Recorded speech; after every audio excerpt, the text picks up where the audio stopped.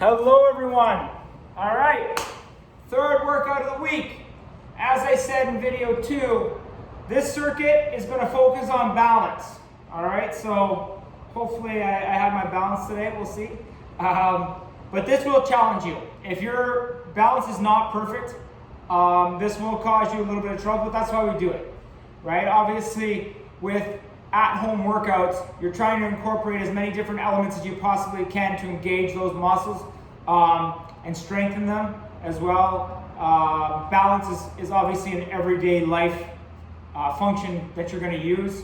So these small little tweaks with balance, people don't realize the effects they have in their lifts. If you can learn proper body balance or proper body awareness, this will help improve certain areas of your lifts that you may be lacking, or even recovery in your lifts to potentially save a lift that might be slightly off balance or might not be that perfect lift. Okay, so just to go over circuits again, I broke mine out into 2 groups. You'll have group 1, it'll have 4 exercises. You'll do each exercise 45 seconds. You go exercise 1, 2, 3, 4, and then you go back and do 1, 2, 3, 4 again, and go back, do 1, 2, 3, 4 again, and go back and do 1, 2, 3, 4. So you got 16 exercises in group 1 total. Each one you're running through 45 seconds. Try and keep your rest between them and between the groups, between going back to 1 again to a minimum. All right, and then once you're done that, you go into group 2 and do the exact same thing. All right, again, don't kill yourself. And also, don't sacrifice form and technique for speed. So if you've got to take a rest, take a rest. Just jot that down in your notes so you have it for the future, so you know, okay, in circuit 3 of the week, we did these exercises. I had to take 10 seconds between each exercise. Because we will come back to this. There's only so many bodyweight exercises you can do and so many tweaks you can do. We're going to come back to this, these exercises and potentially these groupings again. So that's where you can go back to your notes and say, okay, I took 10 seconds, I'm going to take 7 or take 5 this time. And then just see how it goes, right? So that can show you some of your improvements that are taking place. Okay, so I will shut up and get into this. So group 1, we're going to have an opposite hand, opposite foot plank, everybody's favorite. If balance is an issue, you can go around the world, and I'll show you both. T-stands with an outside toe touch. Okay, so I'll show you that one. So we've done T-stands before, but we're going to add in the element of an outside toe touch. Side plank with a leg lift, and then we're going to do some steel jacks. Steel jacks, really no balance, just to kind of keep your cardio going. So, opposite hand, opposite foot planks. Okay, so again, hands spread out wide, get them into the ground, push through the full hand, right? It's one of the issues that a lot of people have. They push through the heel of their hand, push through that full hand, right? It's the same as your foot, no different, right? We get into a squat. We don't sit on our heels and hope for the best. We push mid-foot, we get our toes locked in, we get our back heel locked in. Same idea with your hands. Think of it the same way. Okay, so spread out wide, get them locked in, hands underneath your shoulders, core tight, shoulder blades back. Okay, you'll feel that neutral spine come into play, and then bring those elbows slightly in. All right, so get your feet spread out about shoulder width. That's one of the issues people have around the world. And you're going to go opposite hand, opposite foot. You get my stabilizer there, good. For a count of 5, 1, 2, 3, 4, 5, and down, and then you're just going to keep 1, 2, 3, 4, 5 down, 1, 2, 3, 4, 5 down. Now, the reason I get you to lock in and I get you to stay tight is obviously it's going to affect form and keep you safe, but it's also going to create torque and it's going to create minimal movements in the body. Because that's where a lot of people fail is if there's an individual piece when they're trying to do an opposite hand, opposite foot plank, it's going to throw your balance off drastically. So what we try and teach you is body awareness. Get all those muscles engaged, utilize them all together as one unit. Right? And this is the same no matter what you're doing. Whether you're doing a squat, whether you're doing an Olympic lift of some sort, whether you're doing even a bench, right? You're drawing that force through from the ground up, creating one body of unit to help you push through. If you get individual pieces, that's where muscle or power is lost. Okay, so that's your opposite hand, opposite foot planks. Now, if you can't do that, right, the same ideas apply. Get the hands spread out wide, get them underneath your shoulders, push through mid-hand, core tight, shoulder blades back, get in that good plank position, feet about shoulder width apart. And all you're going to do is you're going to go, I try to do, look, you're going to do one hand, other hand. One foot, other foot. Okay? And you're going to do a count of 5. So 1, 2, 3, 4, 5. 1, 2, 3, 4, 5. 1, 2, 3, 4, 5. 1, 2, 3, 4, 5. And then you're going to repeat it. Right? And you'll find it's very difficult as well. But that is the initial step you need to take to be able to do that opposite hand, opposite foot plank. Okay? So you have some options there. Opposite hand, opposite foot, or around what we call around the world. All right, next one. You're going to do a T-stand with an outside foot toe touch. Okay, so get locked in, good foot pressure, toe locked down, heel locked down. Okay, the T-stand, you're going to start with one knee up in the air. I guess it's kind of like the Captain Morgan starting. All right, you're going to be core tight, shoulder blades back, and we're going to hinge down. Okay, and then you're going to hinge up, and when you come back up, I'm going to have my hands out. And I'm going to touch the outside of my foot. So I don't know if the camera can kind of see that or not. Let me just shift it up. Sorry, guys. All right. So we know what the side view looks like. I'll go straight on. So you're going to get locked in. All right. You're going to go hinge back, hinge up. You can see my balance is off there slightly. Toe touch. Okay. You can see there I'm not locked in very well. So let me try it again. Hinge back, hinge up. Toe touch, back out. Okay, and then you're going to do the opposite foot. So you can do, I don't know if I told you to do, no, so let's alternate through. I didn't say one way or another. If you want to do 5 on the same side, you can do 5, and then switch the other leg. So up, hinge back. Oh, here we go. Balancing good today. So up, hinge back, come back up. Toe touch, bounce back up. Okay, and then if you need to touch down, you can touch down. But you can see there, I do these all the time, and they're difficult. You can add weight if you want, but just remember, you gotta still touch that outside of that foot, so it's gonna make it even more difficult. But let's one more time.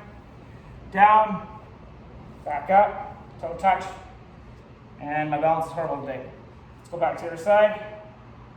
Hinge back, try and keep that neutral spine. Doesn't help that I'm watching myself in the camera. Okay, so the big thing, try and keep that balance. Don't rush that outside toe touch. So when you do it, right, core tight, shoulder blades back. You're gonna hinge, come back up, touch, and then you're gonna switch. Okay? If you want to do 5 on one side and then switch 5, that's totally fine as well. The big thing is that movement, which is gonna be difficult. This for a lot of people is very difficult.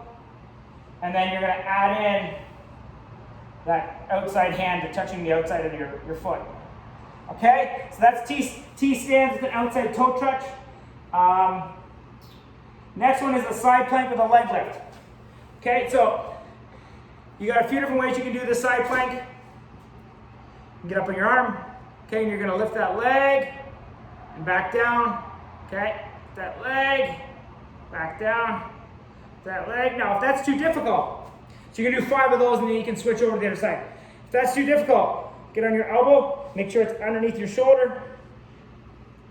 You're gonna lift that leg, down, leg, down, okay? And then you switch over to the other side. Make sure your body's straight in line, no butts back, no hips way up, down. Okay, and I use you saw that I use my hand to kind of like balance myself, counterbalance myself. You can do that. Some people like it across the chest, totally fine. Okay, that's working on your stability, your lower half, also your balance. Okay, so that was side planks to the leg lift. Last one of the group. You're just doing a seal jack. So as opposed to going out here, you're going to go in to out. So this is it here. Okay, so as your hands go out, your legs go out, in. Okay, so that's your seal jack there. All right, so that's group 1. You have opposite hand, opposite foot planks. You have T-stand with your outside toe touch. You have side planks with a leg lift, and you have your seal jacks. Okay, so then we're going on to group 2. Group 2, we're going to do a row push-up. So you're going to do a push-up and then a row with each arm. You're going to do a squat with a lateral leg raise. You're going to do a hollow body hold. And you're going to do skater strides. Okay, so the first one, row push-ups. Okay, so same idea applies all the time. Same cues. Hands spread out wide. Pushing through your full hand, right? We're not going to push through the heel. We're going to push through that full hand. Hands underneath your shoulders. Core tight. Shoulder blades back. Get the feet out about shoulder width. Bring those elbows in slightly. Create the torque. And you're going to do a push-up. And then you're going to do a one-arm row. One-arm row. Push. Okay? Really focus on that contraction. Okay? Back down. Okay? Right from the ground. Row. Contract that muscle. Row. Alright? If you're doing it from your knees, core tight, shoulder blades back, hands spread out wide. Pushing through mid-hand. Okay? You're going to go down. Push up. Row. Row. Push up. Okay? So, row, row, push up, row, row, push up. So what that's doing is, it's bringing that one hand off the ground so you've got to stabilize and counterbalance yourself, and then you're going back into that push up. So you're doing counterbalance on one side, counterbalance on the other side, back into the push up, repeat. All right? Next one is a squat with a lateral leg raise. Okay, so we'll see how good I do this one too. All right, so feet shoulder width apart, get in your squat position. I always say get on dinner plates to get your feet locked in the ground, big toe, back heel, create that claw with your toes, get locked in. So you're gonna go down into a squat, okay? And then you're gonna come up, and you're gonna do a lateral leg raise. So I'm not gonna move my hand like that, I'm just trying to show you what's gonna happen. So a squat, lateral leg raise. Squat, lateral leg raise. And try and control it. Don't throw it up and back down, right? Really control the movement. Squat, lateral leg raise. Squat, lateral leg raise. So you can see, even myself, I'm a bit tight in my hips right now, and I know I am. So you're counterbalancing slightly, right? And you'll feel that glute really engage if you're doing it properly. So squat, counterbalance, squat, counterbalance. Okay, so it's a squat with a lateral leg raise. Some may have better flexibility, right? As you can tell, even myself, constantly having to work on things. And the thing I like about some of these exercises, it shows even myself some inefficiencies I have that I gotta keep working on to improve my lifts as well. You know, there's days where my T-stands are phenomenal, and there's days like today where you're trying to find your position. The big thing is on those days when it's not 100% is learning that body awareness to try and pull it all back together, right? Like I did with the last couple. Because every day, you know, as you know, say you get into a squat, every day a squat's not going to be perfect technique. You're trying to get as close as physically possible to that, but you also have to be aware of body positioning, body balance, to kind of fix that up if you're not 100%. Okay, so that was the squat with the lateral leg raise. Hollow body holds. So I'm going to get you to try and hold for a count of 10. If you can hold it longer, by all means, hold it. But this is what it's going to look like. So you're going to slide it off the ground. 1, 2, 3, 4, 5, down. Okay. 1, 2, 3, 4, 5, 6, 7, 8, 9, 10, down. I should have went to 10 on the first one. 1, 2, 3, 4, 5, 6, 7, 8, 9, 10, down. 1, 2, 3, 4, 5, 6, 7, 8, 9, 10, down.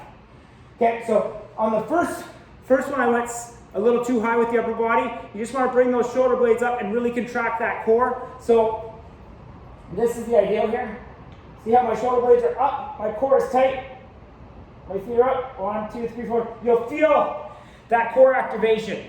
Okay, so for the first 1 or 2, I believe I was a little bit too far up. So correct yourself, just shoulder blades slightly off the ground, core contracted, feet off the ground.